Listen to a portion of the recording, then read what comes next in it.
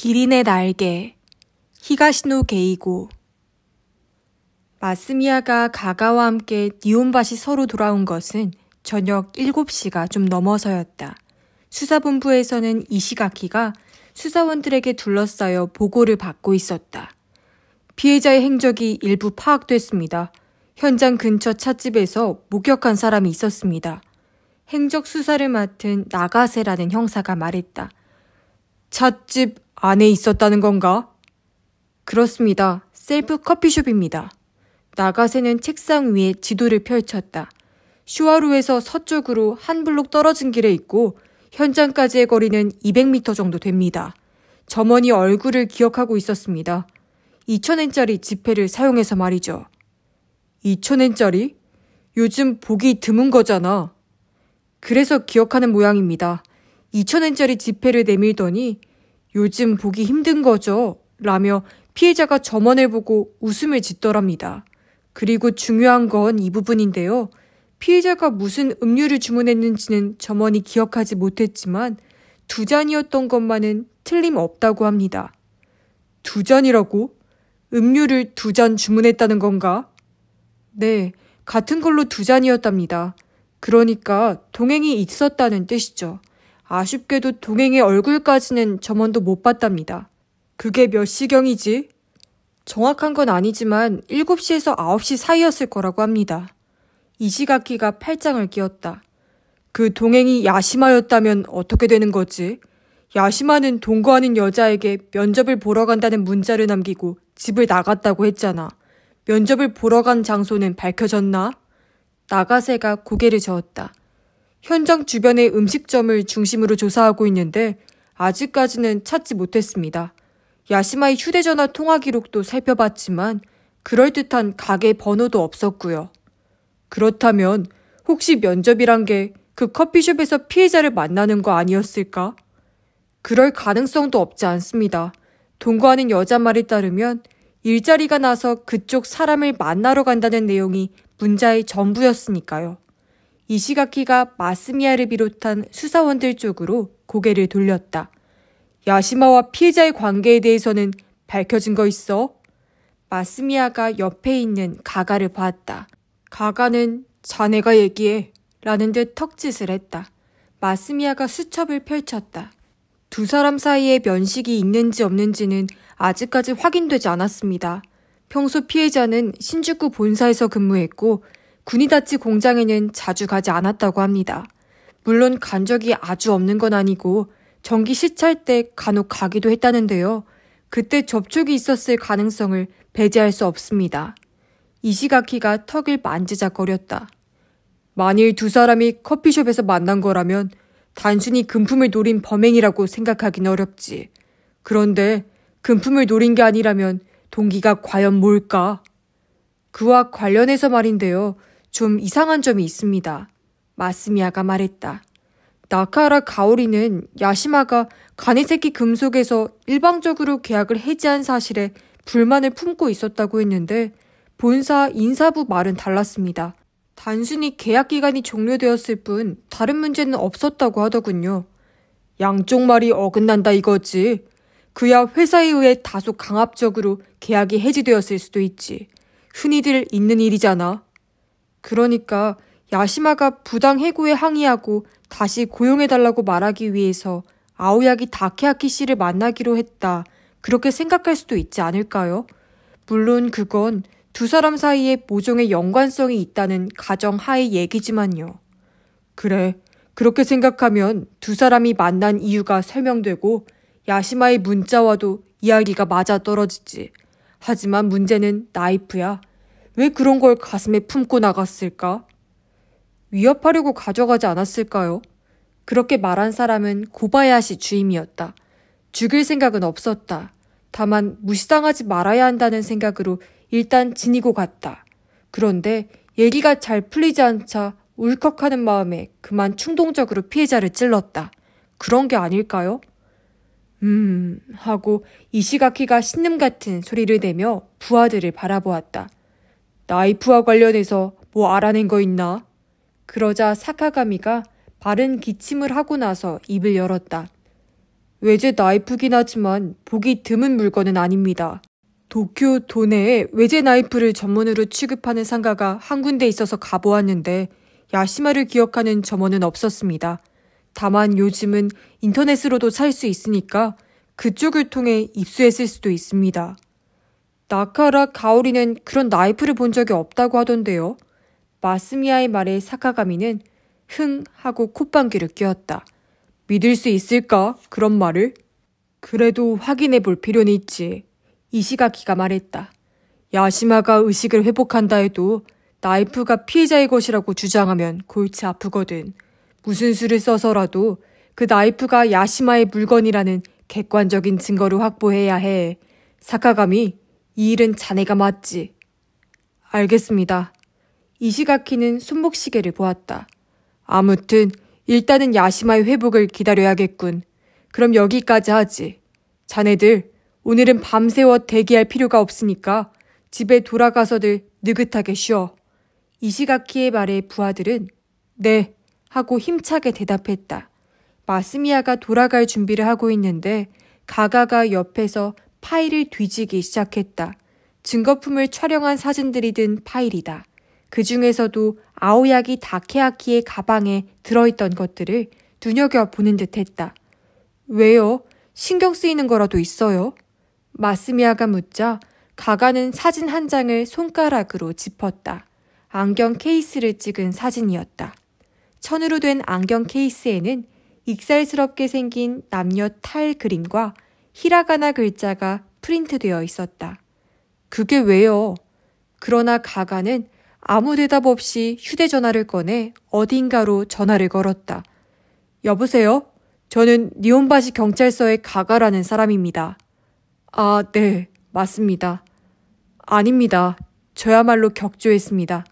실은 여쭤보고 싶은 일이 있어서요. 혹시 지금 좀 찾아뵈어도 될까요? 아니, 뭐 대단한 건 아니고 잠깐 확인만 하면 되는 일입니다. 그래요? 그럼 잘 부탁합니다. 전화를 끊자마자 가가는 파일에서 안경 케이스 사진을 꺼내 들고 자리에서 일어섰다. 마스미야도 허둥지둥 따라 나섰다. 어디로 가시는 거예요? 확인할 게 있어. 사건과는 무관할지도 몰라. 그러니 따라와 봐야 별 볼 일 없을 텐데. 같이 갈 겁니다. 헛걸음을 얼마나 하느냐에 따라 수사 결과가 달라지는 법이거든요. 마스미야의 말에 가가가 얼굴을 찡그리며 웃었다. 그 말은 지난번에도 하던데 어지간히 마음에 들었던 모양이군. 아, 뭐... 아들인 당신 대신 내가 기억하고 있는 거잖아. 가가의 등을 바라보며 마스미야는 그렇게 생각했다. 경찰서를 나온 가가는 택시를 잡았다. 그리고 운전사에게 가까운 데라 죄송하지만 아마자케 요코초까지 가주세요. 라고 말했다. 아마자케 요코초요? 거긴 왜 가는 거죠? 마스미야가 물었다. 가보면 알아. 가가는 그렇게만 대답하고 차창 밖으로 시선을 돌렸다. 그건 그렇고 3주기는 어떻게 됐어요? 설마 잊은 건 아니겠죠? 가가가 지겹다는 표정을 지으며 마스미야를 돌아보았다. 지내기로 했어. 자네랑 고모가 하도 시끄럽게 굴어서 말이지. 어제 가나모리 씨를 만나서 도와달라고도 했고 한창 그 얘기를 하는 중에 이번 사건이 터지고 말았지만 그래도 좀 안심이 되네요. 지낼 마음이 없는 거 아닌가 하고 어머니가 이만저만 걱정하지 않으셨거든요. 난 기일 같은 거 다 쓸데없다고 생각하는 사람이야. 그건 아니죠. 기일은 자신을 위해서 있는 날이 아니란 말이에요. 삼촌에게 가족이래야 가가 선배뿐인데 선배가 기일을 안 챙기면 우리가 무슨 수로 삼촌을 추모하겠어요.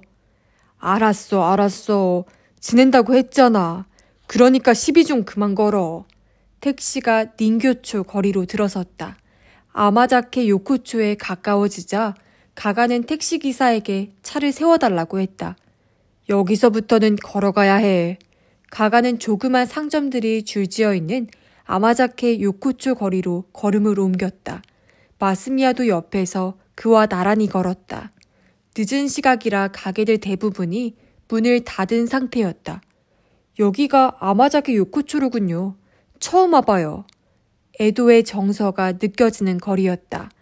온농이나 샤미센, 차 도매 같은 글자들은 다른 거리에서는 좀처럼 찾아볼 수 없는 것들이다. 낮에 오면 상당히 재미있겠다고 생각했다. 이 가게는 센베이가 굉장히 맛있지. 그러면서 가가가 가리킨 아마카라라는 가게 역시 셔터가 내려져 있었다. 부럽네요. 늘 이런 데를 어슬렁거리는 거죠? 그렇지 뭐. 일종의 부수입이라고 할까? 가가가 니온바시서에 부임한 지 얼마 안 되었을 때 고덴마초에서 살인사건이 발생했다.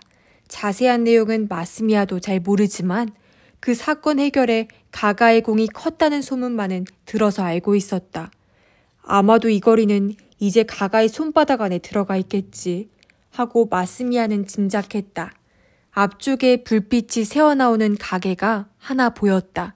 포렴은 이미 거두어졌지만 꽈리집이라는 간판이 보였다. 수제 공예품을 파는 상점인 듯 했다.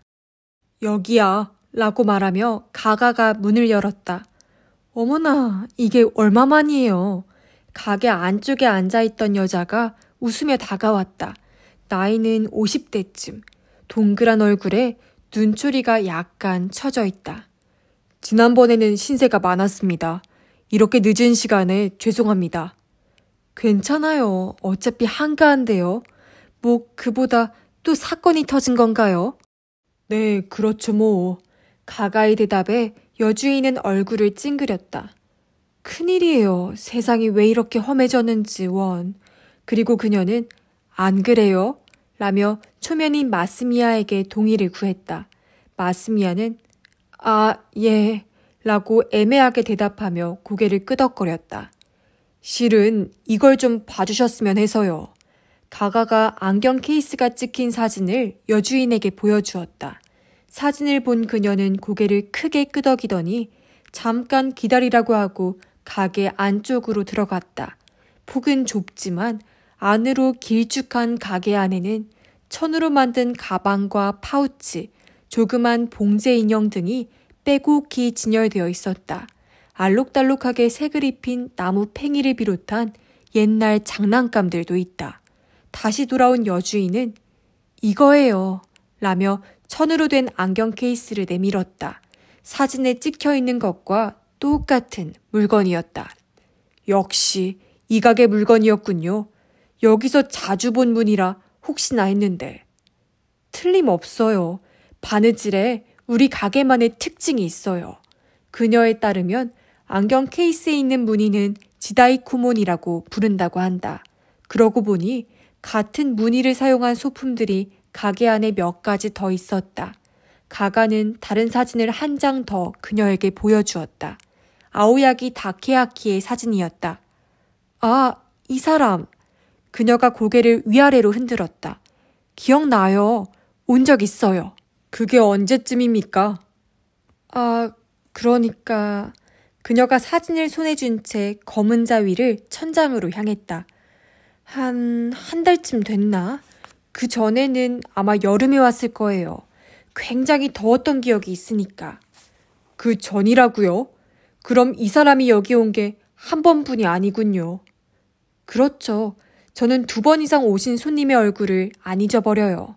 여주인은 자신 있는 말투로 말하며 사진을 가가에게 돌려주었다. 이분과 얘기도 나누셨나요? 네, 잠깐이지만요. 우리 가게 물건의 특징을 설명해 드렸어요. 가가 씨가 우리 가게에 처음으로 온 날도 그랬을걸요, 아마? 그때 이 사람 어땠나요? 어떻다... 글쎄요. 별다른 건 못 느꼈어요. 흥미롭게 제 설명을 들었던 것 같아요. 속으로는 시끄러운 아줌마라고 생각했을지도 모르지만요. 그리고 그녀는 입을 크게 벌리고 웃었다. 꽈리집에서 나온 후에도 가가는 돌아갈 생각이 없는 사람처럼 아마자케 요코초 거리를 계속해서 걸었다. 뭔가 또 다른 목적이 있는 듯 했다. 마스미야는 잠자코 따라가 보기로 했다. 그는 내심 사촌형의 해안에 감탄하고 있었다. 역시 가가는 니온바시 경찰서로 부임해온 이래 이 거리를 구석구석 살피며 걸어 다녔던 것이다. 그렇지 않고서는 안경 케이스의 무늬를 보고 그 조그만 가게를 대뜸 떠올릴 수 없을 것이다. 그리고 그 사실을 염두에 두고 아오야기 다케아키가 니온바시에 자주 갔는지를 그의 가족에게 물었던 것이다. 길을 건너자 폭이 좁고 길이가 긴 공원 입구가 나타났다. 두 개의 도로 사이에 끼어있는 그곳은 공원이라기보다 거대한 중앙 분리대라고 표현하는 편이 적절할지도 몰랐다. 입구에는 일본 헤이안 시대 말기 승려 출신의 맹장인 벤케이 석상이 있었다. 두 사람은 입구를 지나 공원 안으로 들어갔다. 낙엽이 진 나무 사이로 구불구불한 오솔길이 나 있었다. 잠시 후 가가가 걸음을 멈추고 벤치에 앉았다. 마스미야는 선체로 주위를 둘러보았다. 여기가 혹시 하마초려 쿠도야, 야시마가 숨어있던 장소. 그 녀석이 여기까지 왔었군요. 현장에서 별로 멀진 않아. 기껏해야 2km나 될까? 에도바시 다리를 건너서 길을 따라 조금만 가면 닌교초가 나오지. 사람들 눈을 피할 장소를 찾다가 이곳으로 오게 된 게 아닐까 싶어. 그리고 들어온 쪽과 반대쪽 방향을 손으로 가리켰다. 저쪽 출구로 나가면 시노아시 길이 나와. 야시마가 뛰어 달아나다가 트럭과 충돌한 길이지. 마스미야는 고개를 끄덕거렸다. 위치 관계를 파악할 수 있었다. 아오야기 씨는 그 거리에서 뭘 하고 있었던 걸까? 목적이 꽈리집 뿐이었을 것 같진 않은데 말이지. 아니, 아마 다른 일 때문에 온 김에 그 가게에 들렀을 거야. 본래 목적이 뭐였을까? 가족에게도 말하지 않았다는 점이 마음에 걸려요. 그 점이 사건과 관계가 있을지는 모르겠지만요. 그야 알 수 없지. 아오야기 씨가 갖고 있던 디지털 카메라에도 사진은 한 장도 없었다고 하니까. 가가가 고개를 흔들며 일어섰다. 들어올 때와 반대편 출구로 하마초류쿠도 공원을 나온 가가는 다시 닌교초 거리 쪽으로 거슬러 올라가기 시작했다. 그리고 닌교초 거리를 가로지른 후에도 계속 걸었다. 빈 택시가 몇 대나 그들을 스쳐 지나갔지만 그는 본 척도 하지 않았다. 이윽고 오른편에 닭고기 덮밥으로 유명한 다마히데의 간판이 보였다. 거기까지 가서야 마스미야는 가가의 의도를 알 것 같았다. 걸어서 사건 현장까지 가보려는 것이었다. 고부나초 내거리를 건너자 앞쪽으로 수도 고속도로가 보였다. 그리고 마침내 두 사람은 에도바시 다리에 도착했다. 쇼와 거리를 가로질러 그대로 직진하면 니온바시 다리 북쪽이 나오지만 두 사람은 굳이 에도바시 다리를 건넜다. 그 바로 앞에 예의 지하도가 있기 때문이다.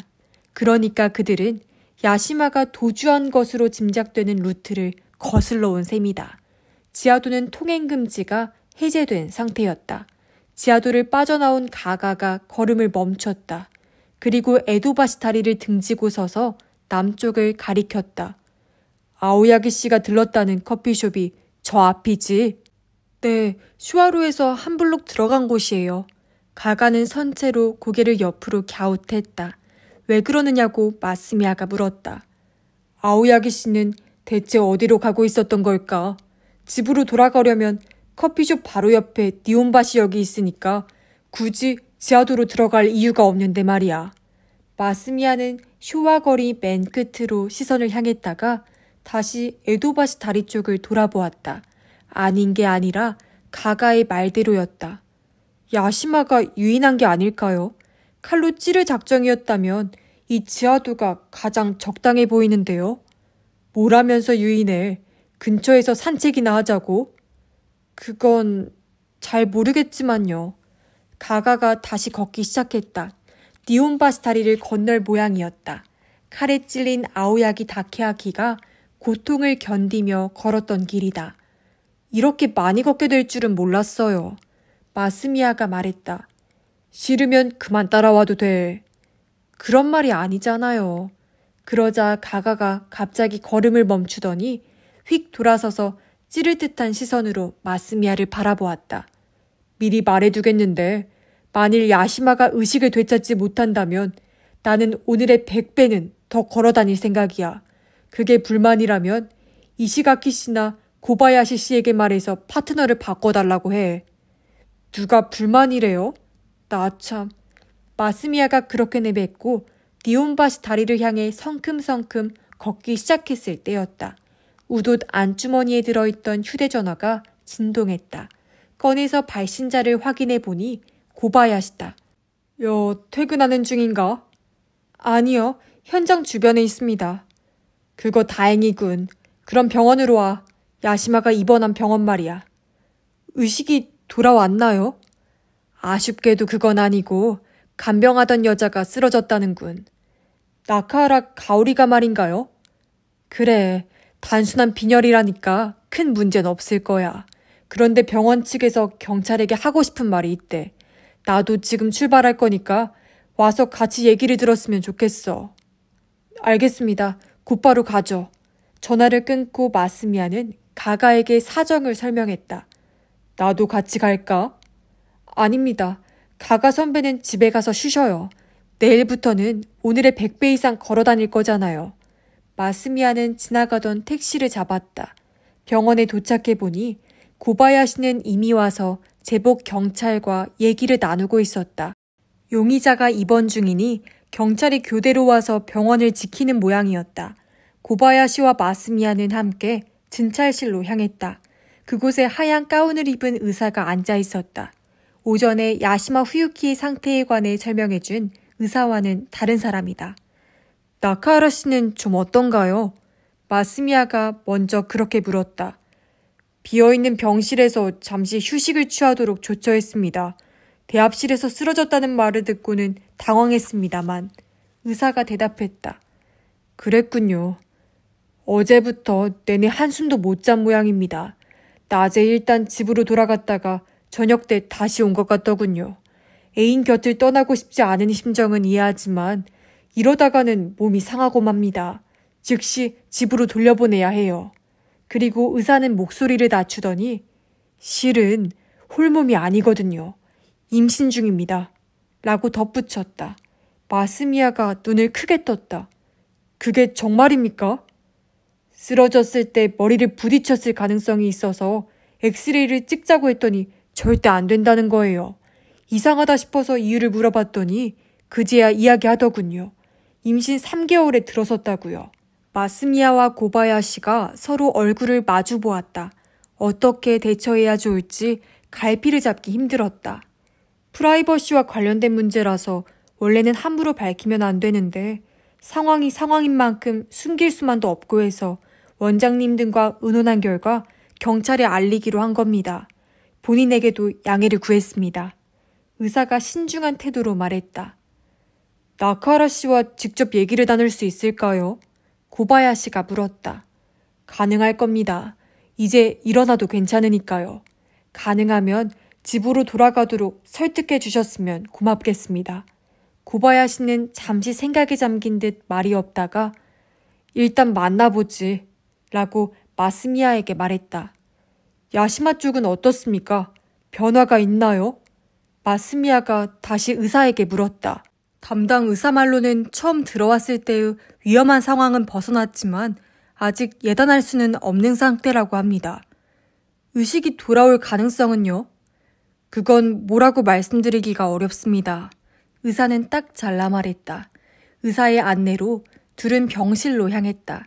의사는 그들에게 잠시만 기다리라고 하고서 먼저 병실로 들어가더니 몇 분 후에 나왔다. 많이 회복됐습니다. 크게 걱정하지 않으셔도 됩니다.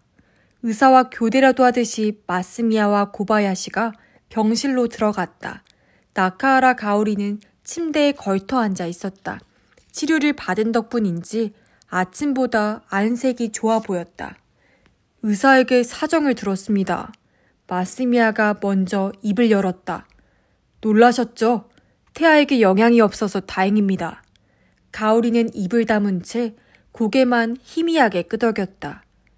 오늘 오전에 제가 사생활에 변화가 없느냐고 물었을 때 아무것도 없다고 하셨잖아요. 왜 임신 사실을 숨겼습니까?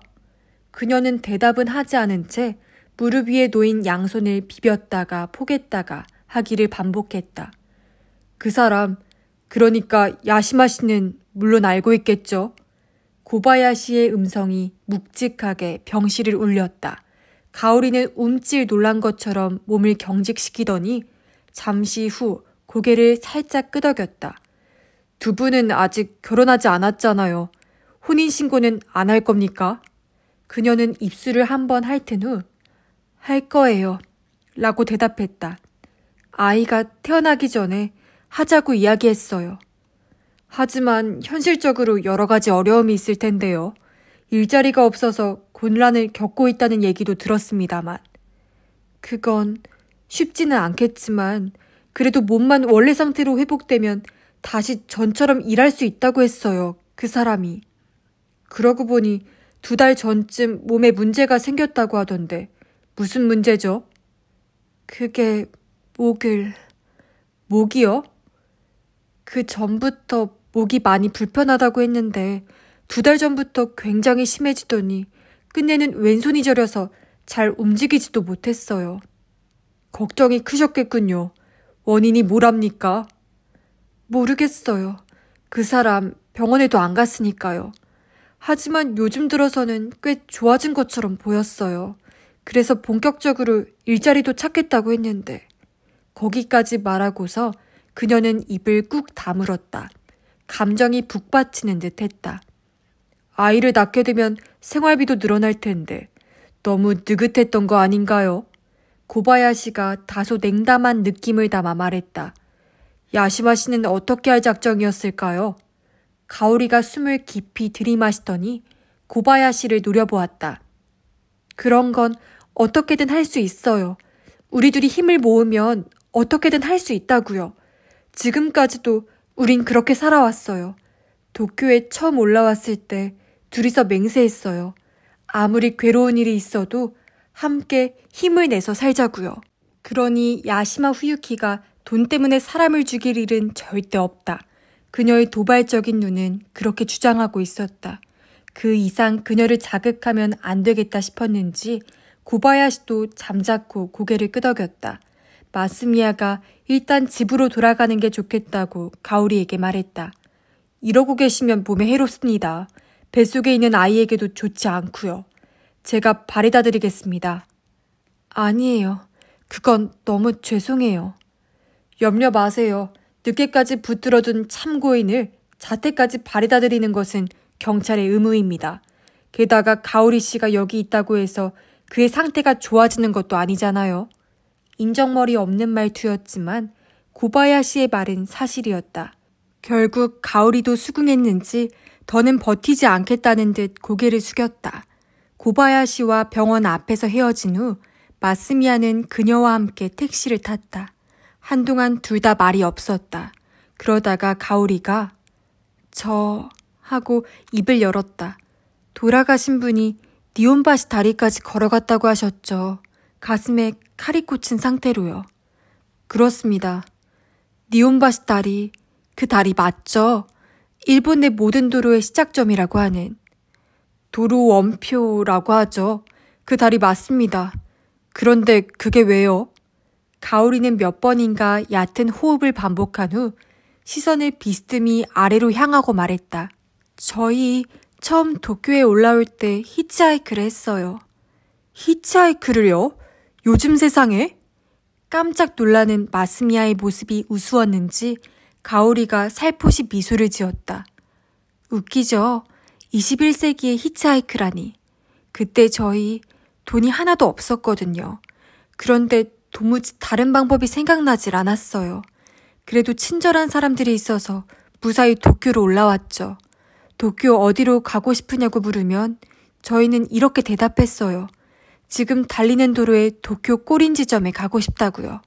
그랬더니 맨 마지막에 태워준 트럭 기사 아저씨가 니온바시 다리 초입에서 내려주더라고요. 저희는 그 다리 위에서 만세를 불렀어요. 거기서부터 모든 게 시작될 거라고 생각하고 무척이나 행복해했죠. 그러고서 그녀는 가방에서 손수건을 꺼내더니 눈 밑을 눌렀다. 죄송해요. 마스미야는 할 말이 생각나지 않아 앞쪽만 바라보았다. 거대한 센 주신바시 다리가 다가오고 있었다. 다음 날도 아침부터 수사회의가 열렸다. 수사원들이 이시가키를 둘러싼 채 차례대로 보고했다. 그 내용의 대부분은 마스미야도 이미 알고 있는 것들이었다. 순서가 되자 마스미야가 일어서서 어제의 성과를 보고했다. 다만 아오야기 다케야키가 꽈리집에서 물건을 샀다는 사실은 밝히지 않았다. 사건과의 관련성이 불확실하니 아직은 덮어두자고 가가가 말했기 때문이다. 마스미야도 그 생각에 동의했다. 나카하라 가오리가 임신 중이라는 사실은 고바야시가 보고했다. 회의실이 술렁거렸다. 요즘 젊은이들은 돈이 없어도 아이는 번개같이 만드는군. 마스미야 옆에 있던 선임 형사 하나가 중얼거렸다. 회의 후에는 다시 감식 수사 담당자들만의 협의가 있었다. 거기서 마스미야와 가가는 가네세키 금속 구니다치 공장에 가기로 결정했다. 그런데 경찰서에서 나오자 가가가 마스미야 형사 하고 새삼스러운 호칭으로 마스미야를 불렀다. 구니다치 공장을 조사하는데 굳이 니온바시서의 형사가 있어야 할 필요는 없잖아. 그쪽은 자네에게 맡길게. 그럼 선배는 뭘 하시려고요? 어제도 말했지만 조금 더 걸어 다니려고. 혹시 또 아마자키 요코초에 가시는 건가요? 거기뿐만이 아니라 범위를 더 넓혀서 걸을 거야. 사건 당일 밤 피해자가 왜 그런 장소에 있었는지 아무래도 마음에 걸려서 말이지. 그렇게 말하고서 가가는 마스미야를 보며 희죽 웃었다. 단문 수사 정도는 혼자서도 할 수 있잖아. 그러자 마스미야가 사촌 형을 노려보았다. 한 가지 조건이 있어요. 파악된 정보는 반드시 저한테도 알려주세요. 사건과 관련이 없어도 말이죠. 가가가 진지한 표정으로 고개를 끄덕거렸다. 물론이야. 약속하지. 그럼 됐어요. 가네세키 금속에서 조사가 끝나면 연락할게요. 알았어. 가가는 그대로 돌아서서 성큼성큼 걷기 시작했다. 택시를 잡아탈 마음은 없어 보였다. 그는 아오야기 다케야키가 꽈리집 이외의 상점에서 목격된 일이 있는지 확인하려는 것이다. 마스미야 역시 그 점이 궁금했다. 함께 돌아다니고 싶은 마음도 있지만 그 지역은 가가에게 전적으로 맡기기로 했다. 게다가 구니다치 공장에 대한 탐문 수사도 상당히 중요했다. 전철을 탄 마스미야는 구니다치 공장으로 향했다. 게이호선 나카가와라 역까지 가는 데만도 1시간 가까이 걸렸다. 거기서부터 공장까지는 택시를 탔다. 다마강을 따라 달리다 보니 군데군데 공터가 눈에 띄었다. 주택은 별로 많지 않고 소규모 공장과 창고, 무슨 시설 같아 보이는 건물이 많다. 이따금씩 거대한 단지가 나타나기도 했다. 담장으로 둘러싸인 어느 건물 앞에서 택시가 멈춰 섰다. 문에 가네세키 금속 구니다치 공장이라고 적혀 있었다. 택시에서 내리니 안에서 기계음이 들렸다. 이름을 밝히자 경비는 방문자 출입증을 건네주면서 사무실로 가라고 했다. 경비실 바로 앞에 있는 2층짜리 사무실 건물은 창문을 통해 안에 있는 사람들이 들여다보였다. 입구를 지나 건물 안으로 들어섰다. 책상이 쭉 놓여있고 10여 명의 사람들이 거기서 일하고 있었다. 파란색 우도시 유니폼인 듯 했다. 체구가 자그마한 중년 남자가 다가오더니 공손하게 머리를 숙였다. 경비에게 형사가 왔다는 연락을 받은 모양이었다. 남자는 이름이 야마오카라고 했다. 명함을 보니 직함이 제조 1과장으로 되어 있다. 본사에서 연락받았습니다. 야시마 후유키 때문에 오셨다고요? 야마오카가 물었다. 네, 그리고 아오야기 씨도요. 알겠습니다. 그럼 사정을 잘 아는 사람을 불러오죠. 야마오카는 자기 자리로 가서 어딘가에 전화를 걸고 돌아왔다. 금방 올 겁니다. 이쪽으로 오시죠. 그가 마스미야를 안내한 곳은 사무실 일부를 칸막이에서 만든 응접 공간으로 싸구려 테이블과 소파가 놓여 있었다. 여사원이 차를 가져왔다. 야마오카는 차를 한 모금 후루룩 마시고 나서 한숨을 푹 쉬었다. 어찌나 놀랐는지 이런 일이 생길 줄 누가 알았겠어요. 참 딱하게 됐어요. 야마오카 씨는 아오야기 씨를 자주 만나셨나요? 물론이죠. 아오야기 씨가 공장장이었을 때는 거의 매일 봤습니다. 최근에도 정기적으로 공장에 오셨었고요. 제조 본부장이니 저를 비롯한 현장 사람들의 총대장격이었죠. 그런 분이 갑자기 돌아가셔서 회사로서도 타격이 크겠습니다. 야마오카는 고개를 크게 끄덕거리며 그야 당연하죠. 라고 말했다.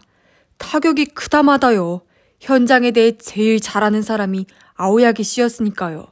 곤란한 일이 생기거나 판단하기 어려운 일이 있을 때는 맨 먼저 아오야기 씨와 의논했는데 야마오카의 열띤 말투로 보아 사람들이 아오야기를 상당히 좋아하고 신뢰했나 보다고 마스미야는 짐작했다. 그때 칸막이 사이로 작업복 차림의 남자가 나타났다. 나이는 40 전후쯤일까? 얼굴색이 검고 체격이 좋았다. 남자가 모자를 벗고 꾸벅 머리를 숙였다. 어서 와요. 야마오카가 자리에서 일어서더니 이쪽은 경시청에서 나온 형사님이야. 라고 마스미야를 소개했다. 마스미야도 덩달아 일어섰다. 마스미야라고 합니다. 바쁘실 텐데 오시라고 해서 죄송합니다. 남자는 바지 주머니에서 지갑을 꺼내 굵은 손가락으로 명함 한 장을 집어냈다. 구깃구깃한 명함에는 제조 2과 1반장 오노다라고 적혀 있었다. 야시마는 오노다 씨 밑에서 일했어요. 세 사람이 자리에 앉은 후 야마오카가 말했다. 어떤 일을 담당했죠? 마스미야가 오노다에게 물었다. 건축용 금속 부품을 만드는 일이었습니다. 작아서 알아듣기 힘든 소리로 오노다가 대답했다. 야시마는 재료 보충이나 완성 부품 운반 담당이었어요. 어떤 사원이었습니까? 어떤 사원이었느냐면 하고 오노다가 중얼거리면서 고개를 살짝 기울였다. 저도 잘은 모릅니다. 계약직이고해서 얘기를 나눈 적이 별로 없었어요. 제가 일을 지시하는 게 전부고 다른 반응은 없었습니다. 계약직 사원은 그런 경우가 많습니다. 야마오카가 오노다의 말을 보충하듯 끼어들었다. 시키는 일 이외의 다른 것은 하지 말고 쓸데없는 얘기도 하지 말라고 인력 파견 회사에서 지도하는 모양이더군요. 일하는 모습은 어땠나요? 성실했습니까? 네, 그야 뭐. 오노다가 머뭇거리는 표정으로 귀 뒤를 긁적거렸다. 평범했다고 할까요? 과장님 말씀대로 시키는 일은 그런대로 했습니다. 업무상 큰 실수가 있었던 적은요? 그건 그다지 큰 실수는 없었어요. 마스미야는 수첩을 내려다보았다. 석 달마다 계약을 갱신해오다가 9개월째에는 재계약이 안 됐던데 원인이 뭐였죠? 글쎄요, 그게... 오노다는 말문이 막힌 듯 야마오카를 보았다. 단순히 인원 감축 때문이었어요. 야마오카가 오노다 대신 대답했다. 생산량이 줄어드는 바람에 작업원 수도 줄인 겁니다. 그뿐이에요. 기록을 살펴보시면 알 수 있습니다. 야마오카의 말대로 본사에 보관되어 있는 기록에 부당 해고 사실은 없었다. 하지만 그렇다면 야시마는 왜 나카하라 가오리에게 불만을 토로했을까? 마스미야는 두 사람의 얼굴을 보았다. 이번 사건에 대해 어떻게 생각하세요? 물론 아직 야시마 후유키가 범인으로 결론이 난 건 아닙니다만. 오노다는 고개를 약간 숙인 채 말이 없었다. 이번에도 야마오카가 입을 열었다. 지금은 제조업 전체가 어려움을 겪고 있습니다. 계약직 사원들의 심정은 이해하지만 계약이 안 됐다고 해서 그 회사 사람을 해코지한다는 건 있을 수 없는 일이라고 생각합니다. 절대로요. 만일 야시마가 범인이라면 계약이 안 된 것 외에 범행 동기로 짐작되는 바가 혹시 있으신가요? 아니요, 그건... 야마오카가 크게 고개를 저었다. 저희로서는 알 수 없죠. 계약직 사원이 무슨 생각을 하는지까지는요. 친분이 거의 없으니까요. 예상한 일이긴 하지만 그들은 사건에 연루되고 싶어하지 않는 눈치였다. 마스미야는 수첩을 덮었다. 야시마가 일했던 곳을 볼 수 있을까요? 그 말에 야마오카와 오노다가 동시에 당황스러워하는 표정을 지었다. 보여드리는 건 어렵지 않습니다만 당시와는 상황이 달라져서 만드는 부품도 다르고요. 야마오카의 대답에 마스미야는 그래도 괜찮습니다. 라며 자리에서 일어섰다. 야마오카는 하는 수 없다는 듯 헬멧을 꺼내 마스미야에게 건네며 형사님께 무슨 일이라도 생기면 저희 책임이라서요. 라고 정색하고 말했다. 아까부터 공장 쪽에서 쉴 새 없이 기계음이 들려오긴 했지만 공장 안에 발을 들이미는 순간 그 소리는 몇 배나 크게 귀를 파고들었다. 모터 소리와 프레스 소리뿐 아니라 에어가 세차게 방출되는 듯한 소리도 섞여 있었다.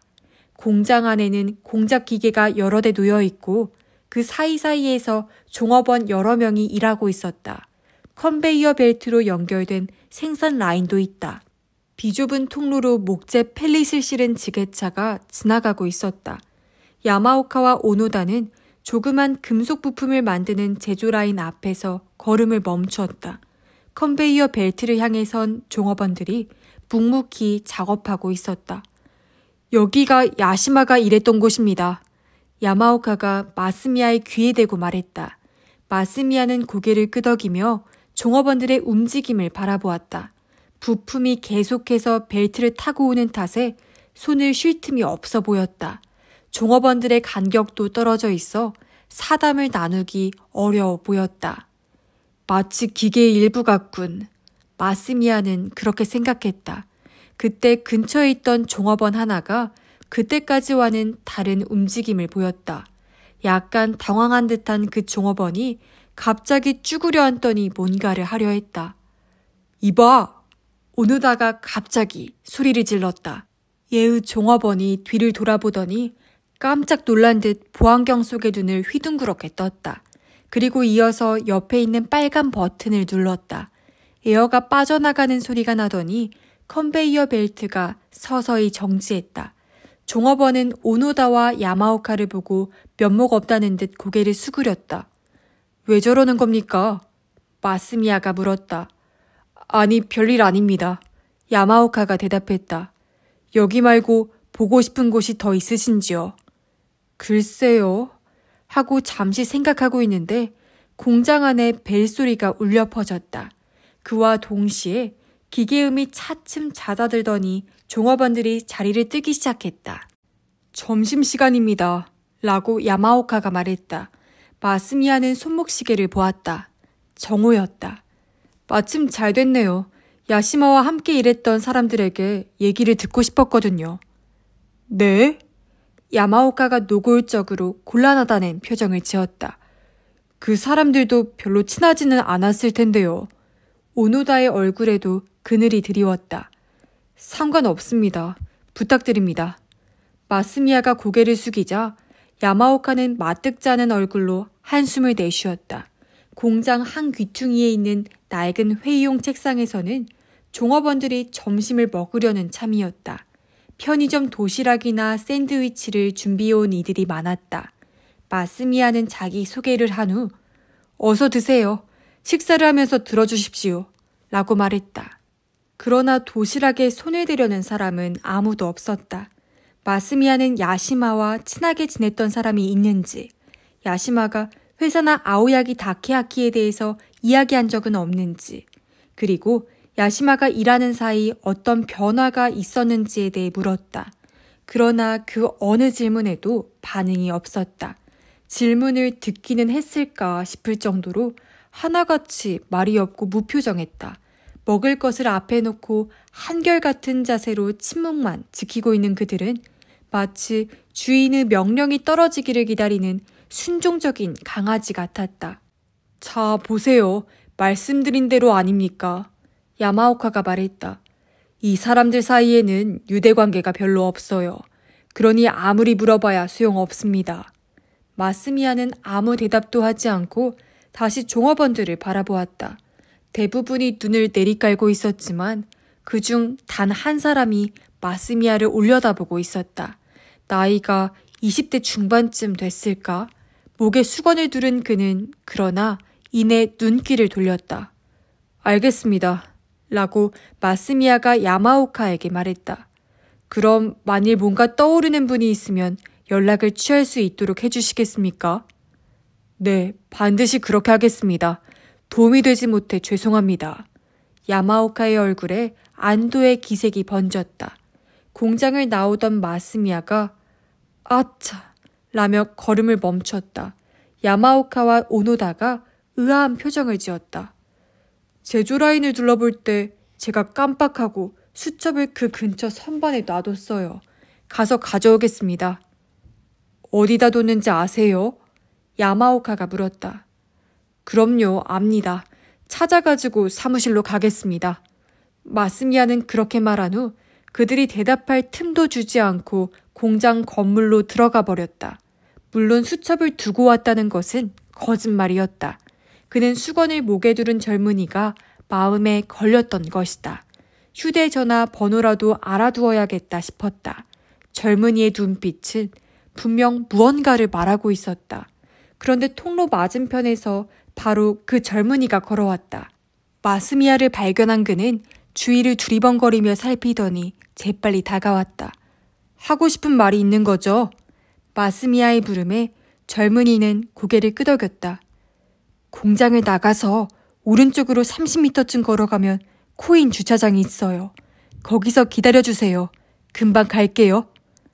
알겠어요. 이름이 뭡니까? 나중에 알려드릴게요. 젊은이는 재빨리 그렇게 대답하고 수건으로 입주위를 닦으며 그 자리를 떠났다. 누가 볼까봐 두려워하는 눈치였다. 마스미야는 공장을 나와 사무실로 돌아갔다. 야마오카가 갈색 양복 차림에 얼굴이 네모진 남자와 이야기를 나누고 있었다. 마스미야를 본 그는 남자를 데리고 다가왔다. 소개해드리겠습니다. 저희 공장장이십니다. 고타케라고 합니다. 라며 남자가 명함을 내밀었다. 고타케 요시노부라고 쓰여 있었다.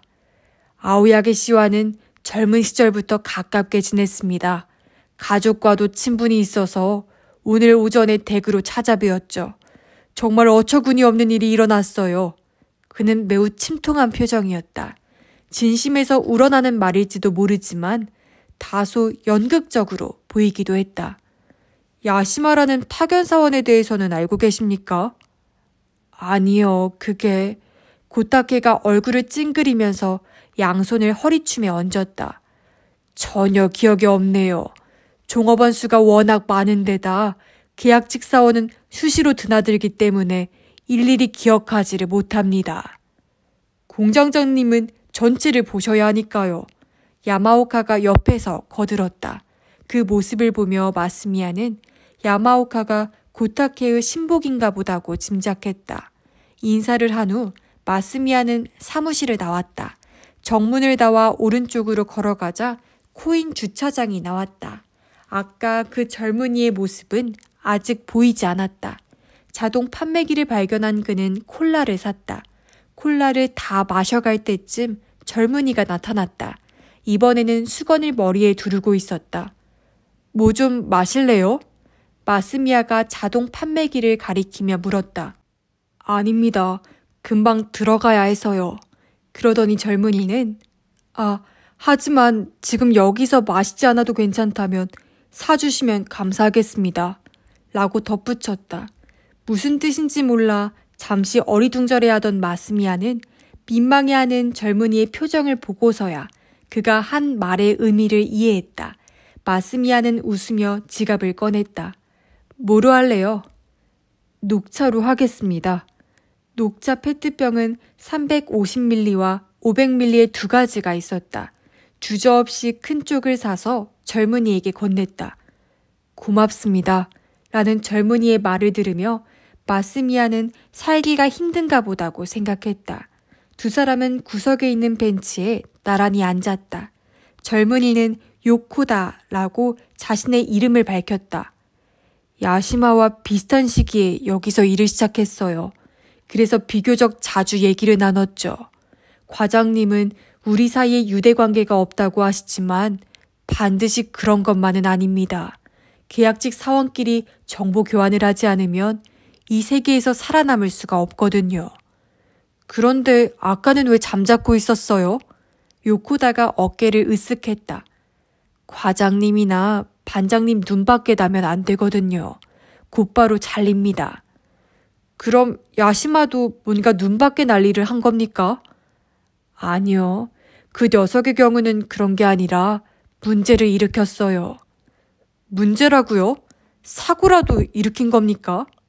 요코다가 고개를 끄덕였다. 혹시 인터로크라는 게 뭔지 아세요? 인터로크요? 아니, 모르겠는데요. 안전장치를 말하죠. 예를 들어 제조 라인에서 작업하다가 실수로 작동하고 있는 기계를 건드리거나 하면 위험하잖아요. 그래서 그런 기계에는 커버가 씌워져 있고 커버 문을 열면 자동적으로 기계가 작동을 멈추도록 되어 있어요. 그런 장치를 인터로크라고 하죠. 아, 그렇군요. 그런 게 필요하겠어요. 그런데 그 인터로크를 죽여놓는 경우가 꽤 있어요. 죽인다고요? 작동하지 않도록 꺼놓는 거죠. 사소한 문제가 생길 때마다 일일이 기계를 멈추면 일하기 힘드니까요. 특히 제조 라인처럼 여러 기계가 연결되어 있는 경우에는 다른 작업까지 지체되거든요. 그래서 부품이 기계에 걸리거나 했을 때도 기계를 그대로 작동시킨 채 작업원이 손으로 얼른 제거하기도 해요. 그러면 위험할 텐데요. 위험하죠. 그래도 암묵적인 룰처럼 되어버렸어요. 그러면 안 된다는 건 알지만 계약사원 주제에 나서기도 뭐하고 그렇다고 그 룰을 무시했다가는 잘리고만이 이래저래 힘듭니다. 마스미야는 조금 전에 본 광경을 떠올렸다. 쭈그리고 앉아 뭔가를 하려던 작업원이 오노다의 주의를 받고 기계의 정지 버튼을 눌렀다. 그때도 인터루크가 죽어 있었을 것이다. 그런데 외부인이 있다는 걸 눈치채고 황급히 기계를 정지시킨 것이다. 야시마가 일으킨 사고라는 게 그 인터루크라는 것과 관련이 있나요? 관련이 있는 정도가 아니라 바로 그 사고였어요. 요코다가 페트병을 살랑살랑 흔들었다. 재료를 보충할 때 원래는 기계를 정지시켜야 하는데 현실은 가까운 받침대를 딛고 올라가 움직이는 컨베이어 벨트 양쪽으로 다리를 벌리고 서서 보충하는 게 요령처럼 되어 있어요. 마스미야는 미간을 찌푸렸다. 그게 얼마나 위험한 행위인지는 문외한인 그도 알 것 같았다. 그러다가 사고를 당한 건가요? 네. 작업복의 바지뿌리가 컨베이어 벨트에 끼어 들어가는 바람에 야시마가 바닥으로 떨어졌어요. 제가 옆에 있다가 똑똑히 봤어요. 그래서 다쳤나요?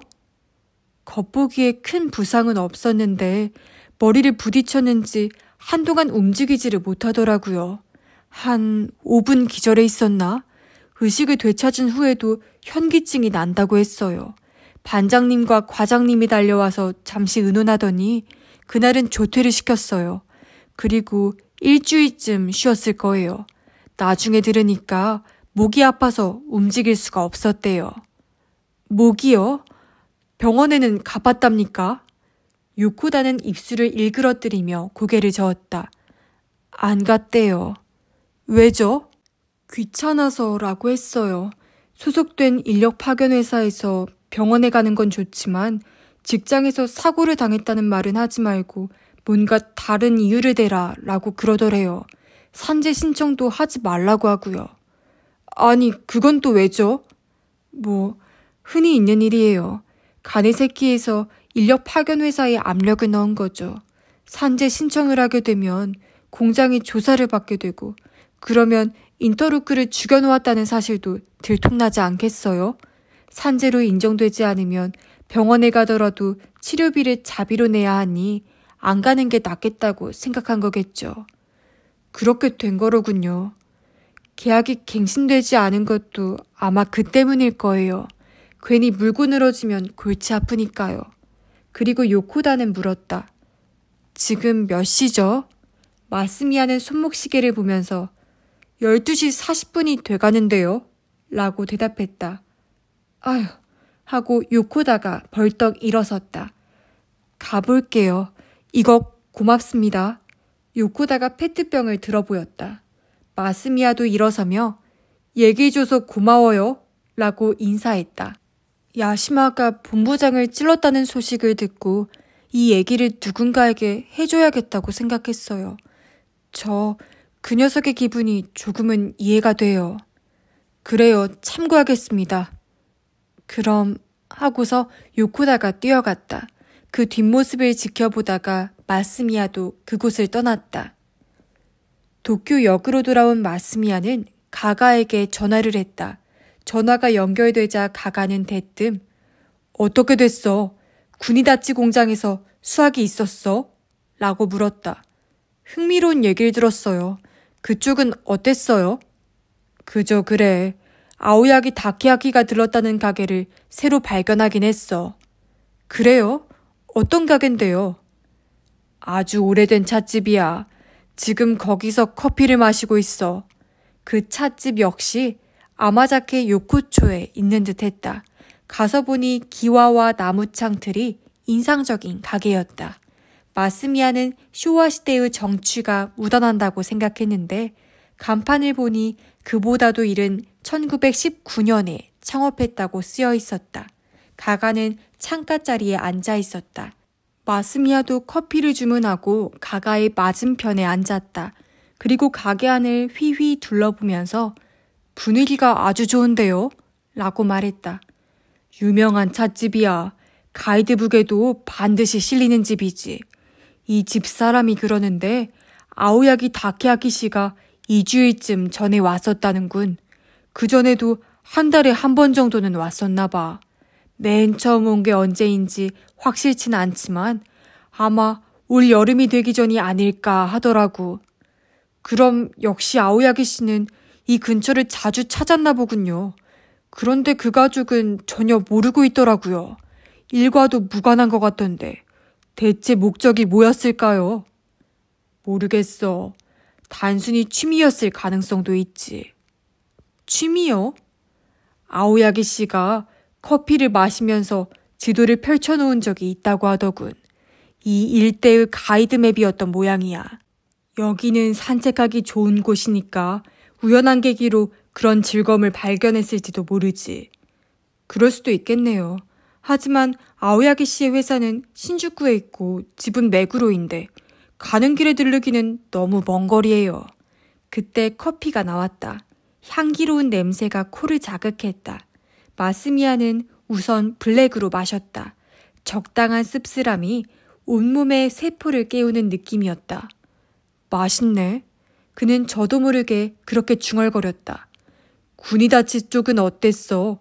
흥미로운 얘기를 들었다면서. 커피를 리필해달라고 청하고 나서 가가가 물었다. 가길 잘했어요. 사건의 배경이 보이더라고요. 마스미야는 주위에 엿듣는 귀가 없는지 확인하고 난 뒤 테이블 쪽으로 몸을 기울였다. 요코다에게 들었던 얘기를 거의 전했을 무렵 가가가 청한 커피가 나왔다.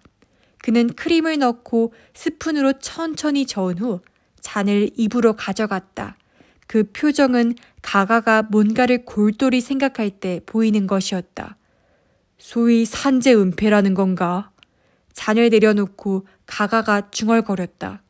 최근 들어 어느 기업에서나 자주 있는 일이긴 하지. 나카하라 가오리의 말로는 야시마가 목에 장애가 원인이 돼서 왼손이 저려서 움직이지 못한 적도 있다고 했어요. 그게 공장에서 일어난 사고의 후유증이라면 가네세키 금속에 원한을 품었다고 해도 이상할 게 없죠. 그리고 아오야기 씨는 제조 현장의 총책임자였어요. 야시마가 아오야기 씨를 만나서 산재 은폐를 문제 삼지 않은 조건으로 재취업시켜달라고 거래한 게 아닐까 싶어요. 그런데 거래가 결렬됐고 그래서 발끈한 나머지 칼을 휘둘렀다. 이거 허황된 추리일까요? 아니, 허황된 추리는 아니지. 다만 조금 납득이 안 가는 점은 있어. 사전에 나이프를 준비한 건 말인가요? 저도 그게 아무래도 마음에 걸리긴 하는데. 나이프도 나이프지만 나는 이게 마음에 걸려. 그리고 가가는 커피잔을 들어 올렸다. 커피 말인가요? 커피숍에서 아오야기 씨는 음료를 2잔 주문했어. 자네가 말한 상황이었다면 용건이 있는 건 야시마 쪽이고 아오야기 씨는 야시마를 만날 이유가 없지. 음료는 대개 용건이 있는 쪽에서 사지 않나? 날카로운 지적이었다. 하지만 마스미야의 머릿속에 반론할 말이 금세 떠올랐다. 약점을 잡힌 건 아오야기 씨 쪽이잖아요. 야시마를 회유할 작정이었다면 음료를 사주는 것쯤은 문제도 아니죠. 그렇다면 그 시점에서 두 사람 사이의 산재 은폐에 관한 얘기가 이미 나왔다는 뜻이야. 그야 그렇겠죠. 용건도 모른 채 아오야기 씨가 야시마와 커피숍에 들어가진 않았을 테니까요. 그럼 그때 아오야기 씨의 심경을 한번 생각해봐. 젊은 남자가 느닷없이 산재 은폐 운운해서 상당히 당황스럽고 불쾌했을 것 같은데 자네는 어떻게 생각해? 물론이죠. 유쾌할 리 없죠. 그런데 아오야기 씨는 커피숍 종업원에게 2,000엔짜리 지폐를 건네면서 요즘 보기 힘든 거죠?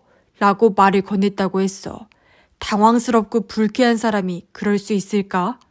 마스미야는 아차 싶었다. 맞는 말이었다. 이번에는 반론할 말이 떠오르지 않았다. 뭐 세상에는 다양한 인간이 있으니 무턱대고 이상하다고 결론 내릴 수는 없지만 말이지. 가가는 커피를 한 모금 맛있게 마시고 잔을 내려놓았다. 아무튼 그쪽은 수학이 크군. 빨리 본부로 돌아가서 보고하도록 해. 가가 선배는 어쩔 작정인데요? 이 부근을 더 돌아다니실 건가요? 아니야. 가보고 싶은 곳이 또 있어. 그리고 가가는 손목시계를 내려다보며 시간을 확인했다. 중학교야. 아오야기 씨 아들이 졸업한 중학교. 슈분칸 중학이라던가. 아, 네. 라며 마스미야는 고개를 끄덕거렸다. 아오야기 씨의 휴대전화에 학교랑 통화한 기록이 남아있어서 그러시죠. 그게 사건과 관련이 있을까요? 사건 며칠 전의 일인데. 아마 별 관련은 없을 거야. 그래도 확인해보지 않을 수 없잖아. 시시한 탐문 수사에 수사 일과 엘리트가 움직일 필요는 없겠지. 나 혼자 다녀올게. 커피를 다 마신 가가가 엉덩이를 들었다.